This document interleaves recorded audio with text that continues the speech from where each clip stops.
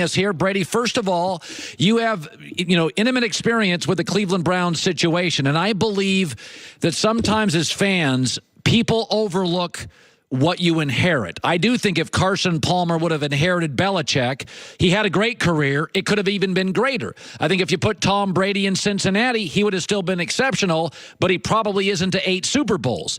I worry that Baker Mayfield is not the kind of transformative player that can carry dysfunction. Maybe I'm wrong. What did you see last night? What is your guess on him?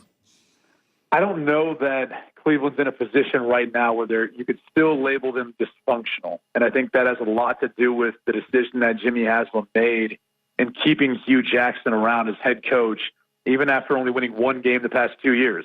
And one of the reasons why they say that is because I talked to a future Hall of Famer, Joe Thomas, who recently retired. And I asked him, of all the head coaches you had during your time with the Cleveland Browns, who do you like the best? Who do you feel like was the best head coach? He said Hugh Jackson. So to me, that kind of sent the message that because of the position Hugh was put in, with some of the front office people and decisions that they made and before him, they want to give him some time. And I think Jimmy Haslam, as being a new owner, as far as a majority owner of the Cleveland Browns, relatively young, I would say, in his ownership compared to the rest of the owners in the league, he's remaining patient with Hugh Jackson, at least giving him 1 more year. And he's brought in John Dorsey. So I don't think Baker Mayfield is inheriting quite as much dysfunction as it used to be. And I do think this is one of the most talented rosters that Cleveland's had, maybe since they've come back since 1999. By the way, I do think he throws a good football. I mean, Brady, I do think he delivers repeatedly an accurate football. That's why I don't think he's a bust. I mean, as far as throwing the football, what do you see? Well, I mean, it's way too early to label anyone a bust at this point. But no, you're right. He's accurate. And I think that's what made him so successful at the college football level. He carries himself with such confidence because of that accuracy. When he goes out there, he feels like he can make any throw, and that was what was on display, I think, last night versus New York. Is that confidence and is that accuracy, as well as the poise. He's always been really good at negotiating the pocket and finds ways of making space when maybe there's not as much space, and then getting his body around to make a throw. All those things were on display. My concerns are this. If you go back and you show the touchdown pass that he threw to Njoku, the very first one. Yeah. He kind of goes back in the pocket. He initially drops back, sets the pocket, steps up, and then as he has to wait, he actually drops back further. That's something that typically you're not going to get to do once you go against the ones and once you're playing in regular season game. That's a habit that he may have developed in college and something that's probably not going to fly in the NFL. There were times when you see him, if he wasn't throwing to his first read, the ball wasn't quite as accurate. He wasn't quite as on time. Those are things that teams are going to force him to do once you get into regular season games and once teams are game planning against you. So I thought it was a solid debut. He still obviously has strides to make, but the guy who stole the show for me last night was Josh Allen. He looked like the #1 overall talent as far as quarterback, with that arm strength and how polished he looked, and with the athleticism he displayed as well. Yeah, Josh Allen of Buffalo made a throw to the corner of the end zone that was a rope. Now, again, I think I compare him a little bit to Lamar. I think he's a little bit of a project because he just didn't play at the college level against day in and day out your Big 5 teams. He did make an amazing throw in that game. Now, I heard you weren't as impressed with Andrew Luck. What concerned you? Well, not so much that I wasn't impressed, just concerned. And, they didn't ask him to do a bunch versus Seattle. Some of that could be game plan. They typically have a very good defensive front, so you're going to have a lot of shorter passes, quick passes, and screens, which you saw early on. But it was a few of the downfield throws. They just didn't have the same type of pop, the same type of zip. There was even a time when he was rolling to his right, made a throw on the sideline. And it didn't look like the Andrew Luck that, you can remember in his first 3 years. Now, granted, he's had some wear and tear and obviously coming off a shoulder injury.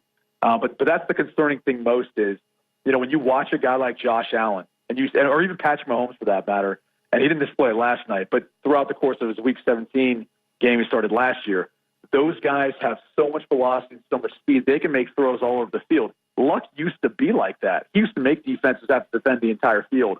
Based on how his ball kind of tailed off and how it looked last night, I'm more concerned with how it's going to hold up through the course of 16 games, and including this preseason. By the way, Cam Newton pregame goes over to Kelvin Benjamin. I said earlier it had kind of a high school cafeteria confrontation feel to it. I don't see Russell Wilson doing that. I don't see Aaron Rodgers doing that. I don't think you should care about some, number 2 receiver in Buffalo. What do you make of him before the game confronting Kelvin Benjamin?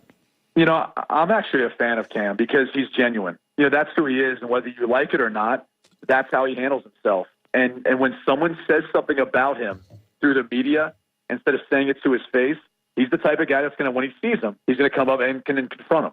So it may look bad, but, for all Cam Newton knew, maybe he thought they were cool. Maybe he thought they had a good relationship and a good rapport during his time in Carolina, and this could have been the first thing he heard about it. I'm sure he wasn't pleased with how that went, wanted to talk to him man-to-man, face-to-face, and I don't have a problem with that. I wish actually more players, took the time to do that instead of just airing out their dirty laundry through the media, through Twitter. I mean, go ahead and try to find some sort of, reconciliation or resolution face-to-face like men should. By the way, Saquon Barkley, you watch a lot of Big Ten football. I don't think he's Ezekiel Elliott. I don't think he's Todd Gurley. I said he's lightning, like Alvin Kamara, but Alvin Kamara has Mark Ingram to create the thunder. I wouldn't have taken him number 2, and I do think he's really good, but he doesn't feel like Todd Gurley to me, and if you're going to take a running back 2, boy, I just see how many undrafted guys and late-round guys in the NFL go college to pro running back and make it. I mean, what do you make of him? College to pro, he had one nice run last night. Well, what do you make of him as a talent long-term? Well, I don't know that there's a long-term shelf life for many running backs in the NFL. So I think if you're going to draft one now, it actually maybe makes sense if you really feel good about the guy to do it early. So you don't necessarily have to pay him that big second contract like the Rams have done with Todd Gurley, unless he's proven himself to that point and you do feel like he's got another good 3 or 4 years after his first 4 years. So in the case of Saquon, he demonstrated all that ability that you'd want to have at a running back now, the ability to catch, the ability to run, the ability to do things even in the return game. I think my question is, there were times last year in college he disappeared. Yeah. I mean, there was a string of games, Indiana, Northwestern, couldn't touch 100 yards rushing. You look at Ohio State and Michigan State, 2 of the better defenses in the Big Ten last year, didn't even get past 70 yards rushing in those matchups, even Rutgers. So there were times when he started to disappear in the middle of that season. And granted, he still hurt teams in the passing game. He still hurt teams returning the football. But in the NFL, teams are going to be ready for him. I mean, they're going to be game planning against him, finding ways to keep him in the backfield. So he's going to have to be productive running the football. I'll say this, though, Colin. One tendency he did have in college that I thought he showcased on that first run was, in college, he would have bounced that run all the way outside. He would have tried to outrun those 2 Cleveland Brown defenders instead of putting his foot in the ground and cutting up north and south. That, to me, was progress from where he was in